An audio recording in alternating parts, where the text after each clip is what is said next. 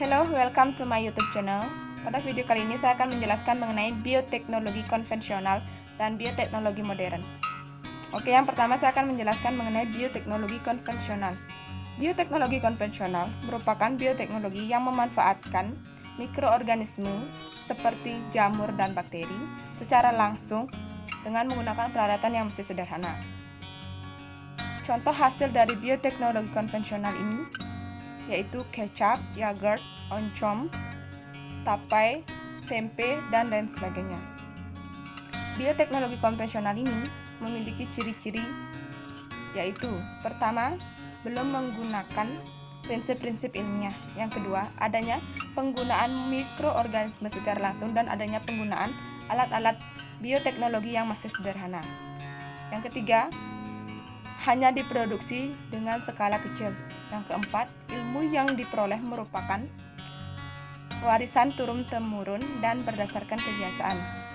Bioteknologi ini juga memiliki manfaat, yaitu 1. Untuk membuat makanan lebih tahan lama, misalnya asinan. Yang kedua, meningkatkan nilai gizi makanan dan minuman.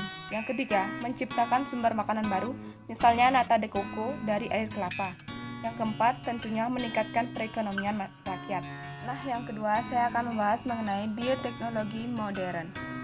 Bioteknologi modern merupakan bioteknologi yang dilakukan dengan proses rekayasa genetika atau memanipulasi gen dengan menggunakan peralatan dan cara kerja yang canggih. Bioteknologi modern ini memiliki ciri khas, yaitu adanya penggunaan enzim-enzim untuk membantu proses rekayasa genetika dan adanya penggunaan alat-alat bioteknologi yang sudah canggih.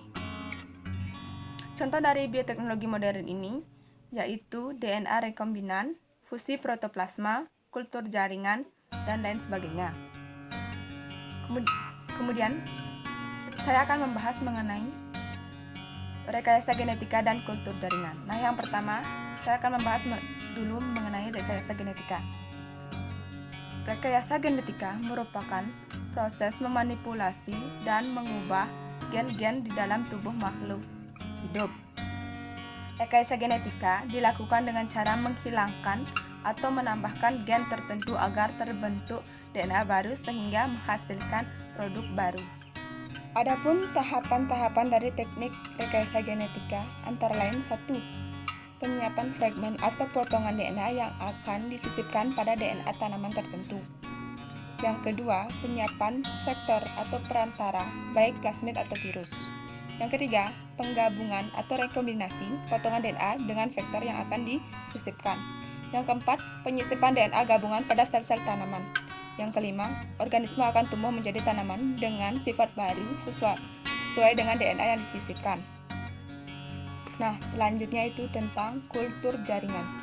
Kultur jaringan merupakan teknik perbanyakan tanaman dengan cara mengisolasi bagian tanaman tertentu baik berupa sel, jaringan, atau organ tumbuhan dalam media in vitro dan kondisi yang steril. Teknik kultur jaringan memiliki beberapa ciri atau sifat antara lain. Yang pertama, bahan tanam atau expand, penggunaan sebagian kecil tubuh tumbuhan. 2. Pengambilan atau pemisahan bagian dari sel, jaringan, atau sel suatu organisme selanjutnya ditumbuhkan dalam suatu tabung. Yang ketiga, dilakukan aseptik, yaitu dalam kondisi steril atau terbebas dari kontaminasi jamur dan bakteri. Yang keempat, penggunaan media yang berisi nutrisi lengkap dengan hormon. Kultur jaringan memiliki tahap-tahapan. Yang pertama, tahapan persiapan. Kemudian tahapan inisiasi kultur. Yang ketiga, tahap multiplikasi. Teknik kultur jaringan memiliki kelebihan dan kekurangan. Kelebihannya adalah 1. Memperoleh bibit tanaman yang seragam dengan jumlah yang banyak dan dalam waktu yang singkat. Yang kedua, perbanyakan tanaman tidak dipengaruhi oleh iklim dan cuaca. Yang ketiga, kualitas bibit yang dihasilkan lebih terjamin.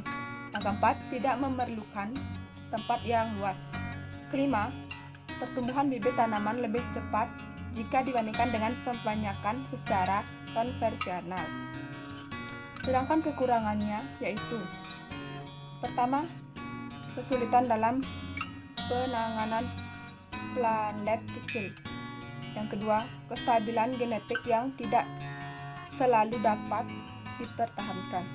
Yang ketiga, tingkat keberhasilan teknik kultur jaringan tergantung pada genotip, penyakit, juvenilitas, seleksi, bahan tanam, pengaruh hormon tumbuh, dan pengaruh media. Yang kelima, penggunaan teknik kultur jaringan dapat mengurangi kesempatan kerja dan hanya dapat dilakukan oleh orang-orang tertentu yang memiliki keahlian khusus. Nah, itulah materi-materi mengenai bioteknologi konvensional dan bioteknologi modern. Sekian dan terima kasih.